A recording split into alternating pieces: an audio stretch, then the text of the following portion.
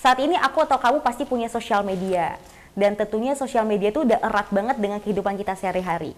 Ada yang bilang sosial media itu bawa impact yang buruk, tapi balik lagi, semua hal tuh pasti ada pro dan kontra.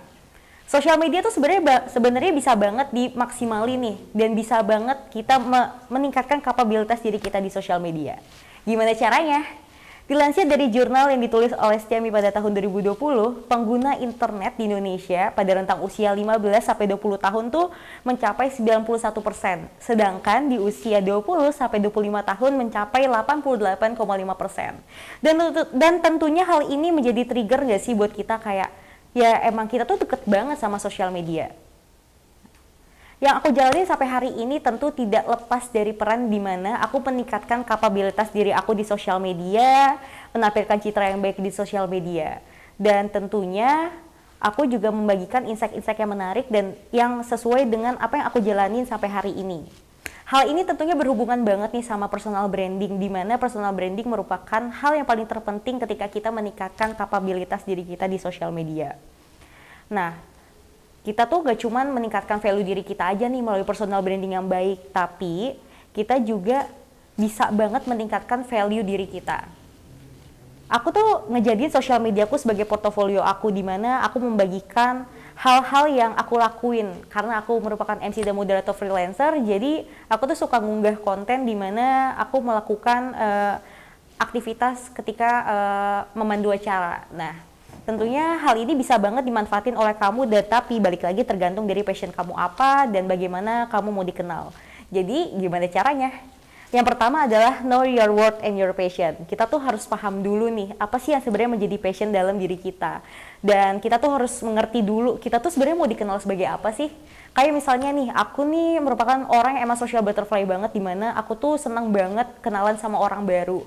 Aku juga senang banget untuk bangun relasi, dan aku tuh senang banget ikut-ikut kegiatan yang positif.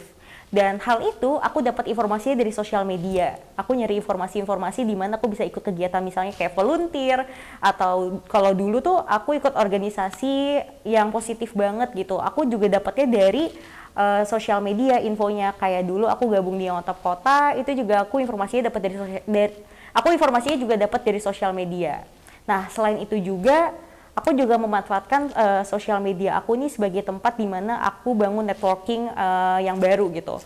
Karena aku suka banget untuk menjalin relasi, yang tadi aku bilang aku merupakan social butterfly, aku tuh bisa kayak melalui sosial media tuh kenal sama orang-orang yang kayak aku pernah mikir kayak ini beneran gue kenal sama orang-orang kayak gini nih. Nah, itu tuh bisa kejadian banget di sosial media. Jadi yang pertama tuh kamu harus tentuin dulu kayak kamu tuh mau dikenal sebagai apa, dan tentunya kamu harus mendalami dulu apa sih yang sebenarnya jadi passion kamu. Nah, yang kedua adalah spread positive vibes. Vibes yang kamu tampilin di sosial media tuh bakalan kena banget gitu sama teman-teman online kamu. Kalau misalnya kamu kayak marah-marah di sosial media, itu tuh pasti kayak kena banget gitu, kayak energi positifnya tuh kayak gak ada gitu loh. Nah, kenapa sih kita tuh harus spread the positive vibes di sosial media gitu? Karena balik lagi, sosial media itu merupakan citra kamu di online gitu, secara online, dan orang-orang tuh akan melihat kamu di sosial media dengan apa yang kamu tampilin. Jadi bukannya menghalangi jadi diri kamu sendiri, tapi tidak ada salahnya untuk memilah-milah nih apa yang mau kamu bagi di sosial media gitu. Yang ketiga adalah act now. Ketika kamu udah paham nih apa yang menjadi passion kamu, apa yang sekiranya nih bisa di-develop dari diri kamu, jangan pernah sungkan untuk mengunggah kegiatan-kegiatan positif kamu, atau jangan pernah sungkan untuk membagikan insight menarik yang kamu rasa bisa relate gitu sama teman-teman online kamu.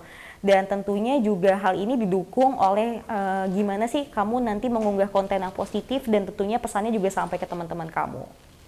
Nah, hal yang aku sampaikan ini tentunya harus didukung oleh personal branding yang baik. Nah, dari beberapa hal yang aku sampaikan juga, itu bisa jadi acuan banget nih buat kamu untuk memulai meningkatkan kapabilitas diri kamu di sosial media, dan salah satunya melalui personal branding yang baik. Ketika kamu melakukan personal branding yang baik, tentunya kamu bisa menambah value dalam diri kamu gitu. Dan tentunya itu juga bisa membuat diri kamu tuh jauh lebih baik gitu. Lebih baik dalam artian apa? Ketika kamu berusaha menata kembali gitu citra kamu di sosial media mau seperti apa dan bagaimana aku mau membagikan konten di sosial media gitu. Itu tuh akan beriringan dengan personal branding kamu nantinya dan bagaimana nanti kamu dikenal orang. Jadi percaya deh sama aku, ketika kamu udah menata lagi gitu personal branding kamu dan juga kamu mendevelop kapabilitas diri kamu di sosial media, hal itu juga akan beriringan di mana nantinya kamu bisa terlihat profesional gitu. Apalagi sekarang nih kalau kita mau masuk ke dunia profesional, kalau kita mau berkarir gitu, pasti orang-orang akan ngelakuin background check gitu. Apalagi sosial media merupakan kan citra kita secara online dan itu akan berpengaruh banget ke kehidupan profesional kita nantinya.